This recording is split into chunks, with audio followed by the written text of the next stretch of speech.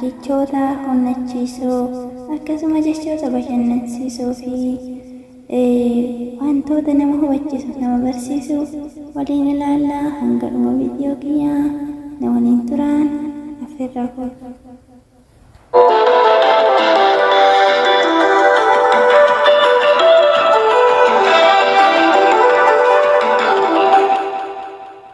Saffisa yoo qabaattallee kallattiin irra jirtu sirrii ta'uu dhabnaan faayidaa argattu hin qabdu. Hiyyeessa taatee dhalachuun kee dogongoraa miti. Hiyyeessa taatee du'uu keettu dogongora keedha. Namni dogongora hojjete hin beekne nama waan tokkoyyuu yaalee hin beeknedha. Rooba malee bakka akkaan biqiltuu hin guddisu. Hojii malee oduun nama hin mul'isu. Sobaan nama jajjabeessurra dhugaa namaan miidhuu wayya. Dhugaa namatti himanii nama miidhuu wayya.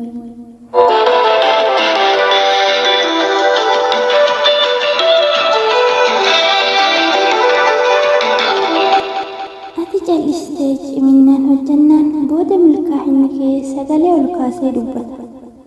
Milkaa'uun xumuraa miti, kufaatinis dhumaa miti. Ati addaan hin kutin hojjechuu kee garuu cimina keeti. Saffisa kee caalaa kallattii itti adeemtu murteeffadhu. Nama cimaa jechuun ofii isaatii rakkina cimaa keessa otoo jiru nama kan biraa gargaaru yeroo kan qabudha. Kaleessi kee seenaadha, har'i isa duraa dhoksaadha, boruun keessiif kennaadha. Al tokko tokko wanti ati namootaaf gootu isinitti mul'atu yookaan isinitti argamu dhabuu mala. Ati wanta san gochuu dhiistutu sitti mul'ata. Gaafa wantoota san gootu dhaabdee kan sitti mul'atudha. Kaayyoo ofiitiif garba ta'uun bilisummaa dhabuu miti yookaan wallaalaa miti.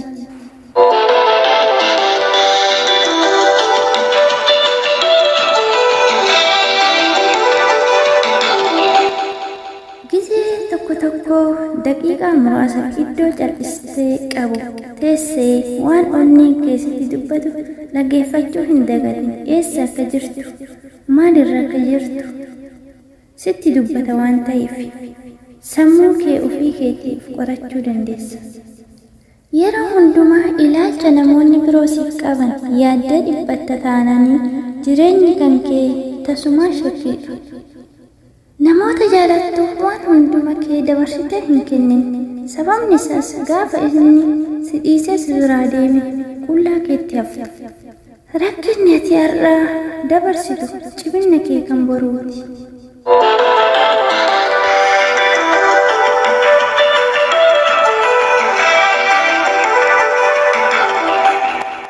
Galmi kee karoora hin qabu taanaan hawwii qofa ta'ee hafa. Namoonni baay'ee wanta tokko argachuuf hawwu. Namoonni muraasni garuu wanta hawwan san hojjetanii argatu.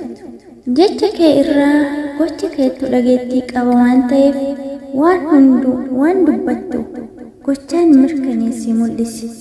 Afaan jecha bicha gochi harkaa mul'isa. Wanta barbaadduuf yoo hin hojjenne wanta dhabdeef hin hawwin, hin boohin. Haala kam keessattuu sammuu kee tasgabbeessuu shaakali. Namoonni hamilee keessa cabsuu danda'u waan ta'eef karoora kee itti hin argisiisin. Garuu bu'aa yookaan firii isa dhuma kee itti argisiisi. Milkaa'uu dhiisuun kee kufaatii kee hin ibsu. Hamma yaalii gochaa jirtu hin dhiisnetti. Gochi kee dubbii kee caalaa hin dhagahama. Kanaaf jecha dubbattu caalaa gocha keetiin amani. Gaafa cimuun filannoo kee isa dhumaa ta'u hammam akka cimaa taate of baratta. Yeroo hundumaa dogongora kee duubatti deebii ilaali. Namni dhufee dogongortee siin jedhu hin jiru waan ta'eef. Gochatti hin jijjiirtu taanaan jechi kee qofti hiika hin qabu. Kanaafuu jecha kee gochatti jijjiiri. Gama fuulduraatti hin tarkaanfattu taanaan idduma jirtutti hafa. Iddoo kaleessaa argitetti irratti hundooftee namoota hin madaalin har'a immoo iddoo san jiraachuu dhiisuu danda'u waan ta'eef. Namoonni tokko tokko si gargaaruu hin barbaadan, garuu nama si gargaaru sitti of fakkeessu. Aarri yookaan gadduun furmaata hin ta'u, rakkinna dabala malee.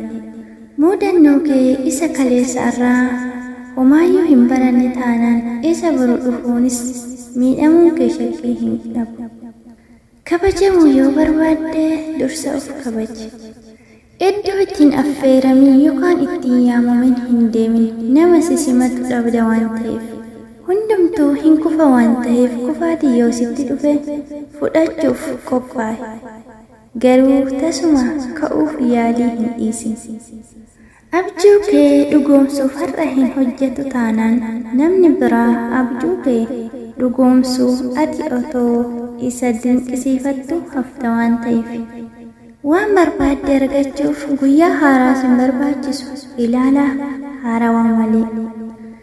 Nama yeroo siif hin qabne irratti yeroo kee hin gubin.